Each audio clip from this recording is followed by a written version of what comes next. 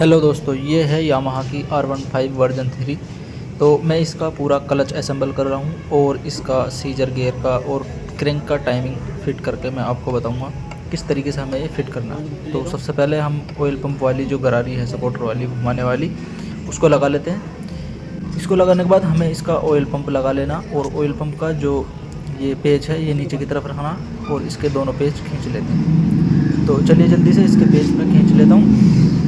R15 का clutch assemble करना Splendor के क्लच से भी ज़्यादा आसान ये है, बिल्कुल सही काम कर रही है। इसमें कोई भी काटर वाटर नहीं होती। सबसे पहले हमें इसका ये बुश गियरना है, सीजर गियर वाली सापट का, बैलेंसर गियर वाली सापट का। और उसके बाद ये हमें मोटा सा वार्सल लगाना। वार्सल लगाने के बाद हमें ये गरारी लगा लेनी है और गरारी से पहले हम इसकी काटर फिट कर लेते हैं।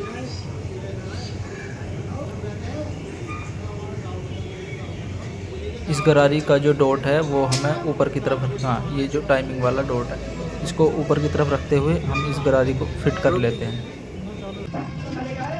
इसके बाद हमें कट वाला वार्सल लगाना और कट वाला वार्सल लगाने के बाद हमें ये इसका लॉक लगाना जो नट को हमारे लॉक कर लेता है। इसका जो कट है वो काटर की तरफ रखना है हमें। अब इसका बोल्ट खींच लेते हैं जल्दी से। इसका बोल्ट खींचने के बाद हमें फिर ये टाइमिंग गियर वाली जो गरारी है क्रैंक की सापट वाली उसको फिट कर लेना। ठीक है, इसका टाइमिंग बिल्कुल एक्यूरेट होना चाहिए। यही मेन चीज़ है हमारे इंजन के लिए। अगर इसका टाइमिंग आउट होता तो हमारी क्रैंक भी बेकार हो सकती है।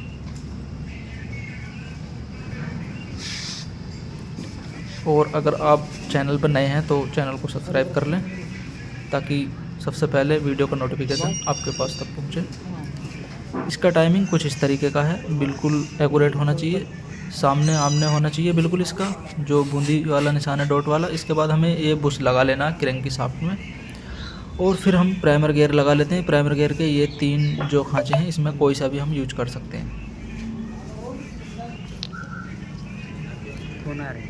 इसका वार्सल लगा लेते हैं और नट को खींच लेते हैं।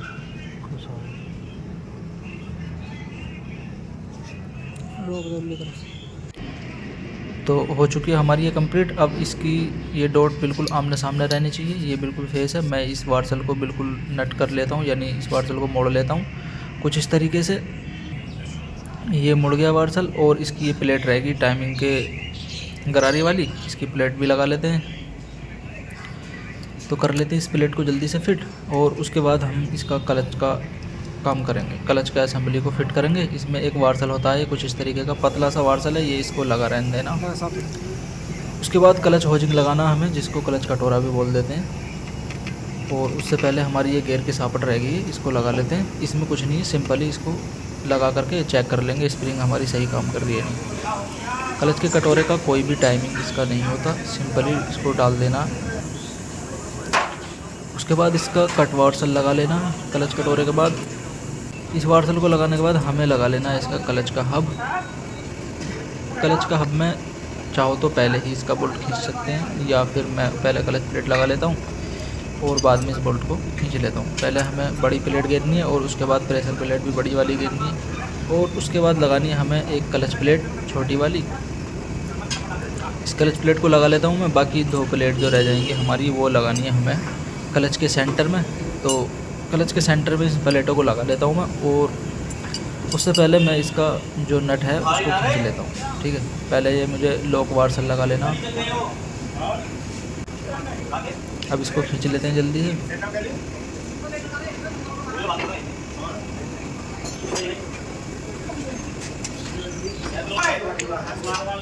छेनी की मदद से इसका जो लॉक है इसको कर लेते हैं। अब क्लच का हाफ सेंटर इसका लगा लेते हैं।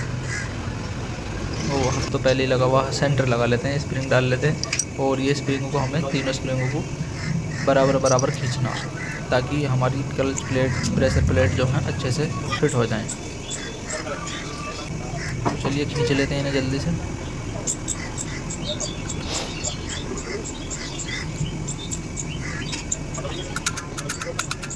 तो हो चुकी है ये कंप्लीट। क्लच हमारा बिल्कुल कंप्लीट हो चुका है। बाकी आपको कोई भी इसमें मिस्टेक लगी हो या दिक्कत लगी हो तो मुझे कमेंट बॉक्स में ज़रूर बताना ताकि मैं आगे को अपनी गलतियों को सुधार सकूं। कोशिश तो यही है, बेहतर से बेहतर दिखाने की मैं कोशिश कर रहा हूं आपको।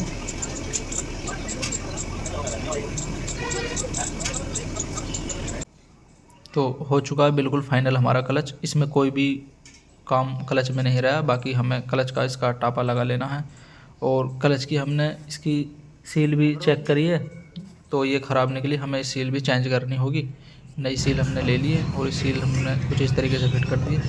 तो पूरी वीडियो देखने के लिए थैंक